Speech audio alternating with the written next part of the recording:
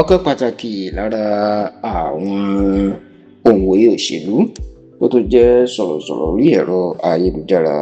ìyún alàgbà Ayọ̀ Òjẹ́níyì ó máa ti tú àṣírí ohun tí ó ṣẹlẹ̀ lásìkò ètò ìdìbò gómìnà ìpínlẹ̀ Ọ̀ṣun tó sì jẹ́ kó di mímọ̀ wípé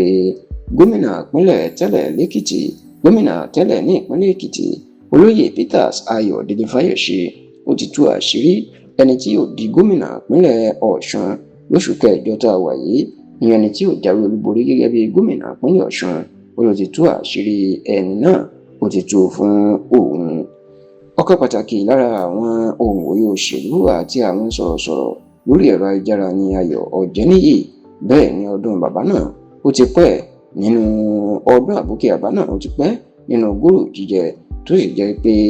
àwọn ọ̀rọ̀ òṣèlú nínú máa sábà dá sí bẹ́ẹ̀ ló tún jẹ́ ògbónágbòǹgbò alátìlẹyìn ààrẹ Bọ́lá Ahmed Tinubu àti ẹgbẹ́ òṣèlú All Progressives Congress lọ́nà míì ẹ̀wẹ̀ ẹ rántí pé ètò ìdìbò gómìnà ìpínlẹ̀ Ọ̀ṣun ó ti ń kanlẹ̀kùn gbàngbàngbàn báyìí débi wípé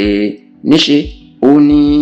awuyewuye àti rògbòdìyàn olóṣìṣì ó ti ń ṣẹlẹ̀ ní ìpínlẹ̀ Ọ̀ṣun nítorí ètò ìdìbò tó ń bọ̀ náà ohun tó sì fa gbogbo eléyìí ó ní wípé ètò ìdìbò yìí ó jẹ́ èyí tí ó lágbára bó sì tilẹ̀ jẹ́ pé àwọn olùdíje tó fẹ́ díje du ipò gómìnà ìpínlẹ̀ Ọ̀ṣun ní ọjọ́ kẹẹ̀ẹ́dógún oṣù kẹjọ ọdún yìí the 15th of August 2026 wọ́n lé ní mẹ́wàá dáadáa ṣùgbọ́n gbogbo àwọn èèyàn ìní wọ́n mọ̀ wípé àárín olùdíje méjì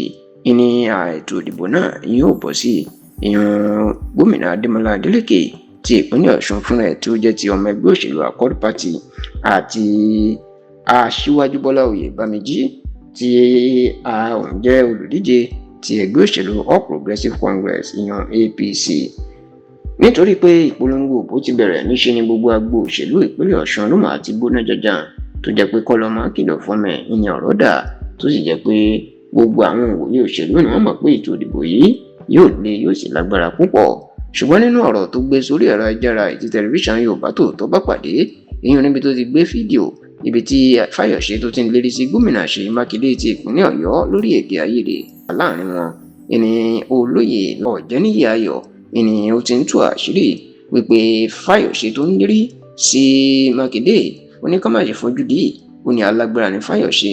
bẹ́ẹ̀ ló jẹ́ ọmọ ọ̀dọ̀ àgbà tó sì wá jẹ́ kó di mọ̀ wípé Fáyọ̀ṣe yìí olóhùn àti mínísítà ọ̀rọ̀ ìlú Àbújá ìyẹn Wike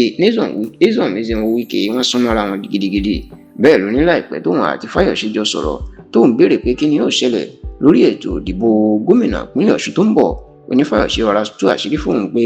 kóun lọ́mọ òun sì lọ kọ́ sílẹ̀ ó lé APC máa gba ìpínlẹ̀ Ọ̀ṣun kúrò lọ́wọ́ gómìnà Adémọ́lá Adélékè.